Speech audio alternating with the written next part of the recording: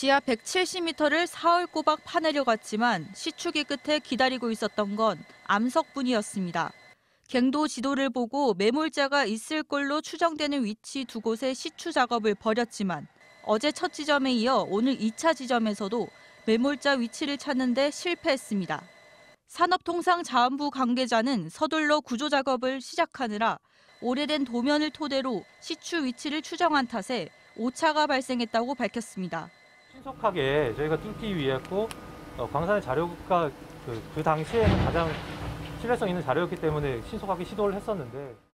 식량을 토대로 다른 지점에서 시추 작업을 다시 진행할 예정인데 기존 위치와 10m 넘게 차이가 납니다. 일주일째 매몰자들의 생존 소식만 기다렸던 가족들은 참아왔던 분통을 터뜨렸습니다. 저는 정말 말이 안 된다고 생각을 합니다.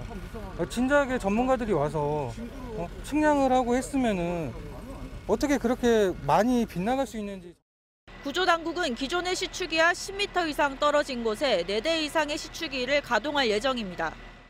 구조당국은 또 강원 삼척의 광산에서 채굴과 측량 경험이 풍부한 작업자 10여 명을 추가로 시추 구조 작업에 투입할 예정입니다.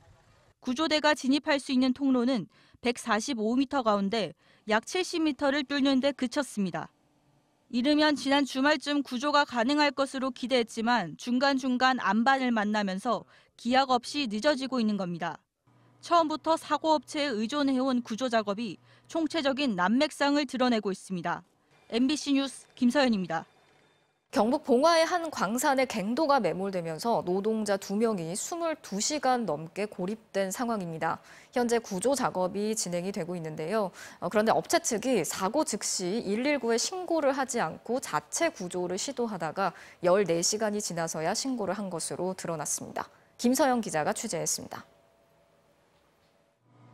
경북 봉화군의 아연 광산 입구입니다. 소방대원과 광산 작업자들이 구조 작업 준비를 위해 분주하게 움직이고 있습니다.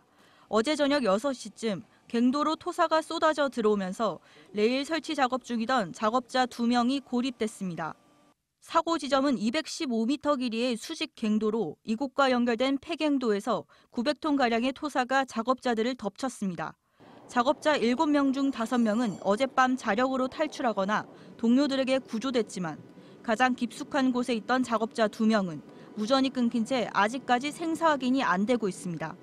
그런데 광산업체 측은 사고가 난 지 14시간 뒤에나 119와 광산안전사무소에 신고한 것으로 드러났습니다.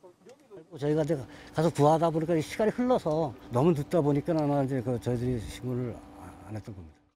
이 광산은 지난 8월에도 갱도 사고로 2명의 사상자가 발생해 경찰 수사를 받고 있습니다. 사고가 발생한 갱도 입구입니다. 지난 8월 갱도 무너짐 사고가 발생한 곳과 입구가 같습니다. 지난 8월에는 이 입구에서 왼쪽에 있는 갱도가 무너졌고 이번에는 오른쪽에 있는 갱도에서 사고가 발생했습니다. 광산업체 측은 사고 지점에 물과 공기도 충분해 생존 가능성이 높다고 설명했지만 구조대가 진입하고 있는 갱도가 30년 이상 방치되어 있는 상태라 안전지지대 설치 등 사전 작업에만 사흘이 걸릴 거로 보입니다. 경찰과 동부광산안전사무소는 이번 사고의 원인과 함께 산업안전 수칙 준수 여부를 조사할 예정입니다. MBC 뉴스 김서연입니다.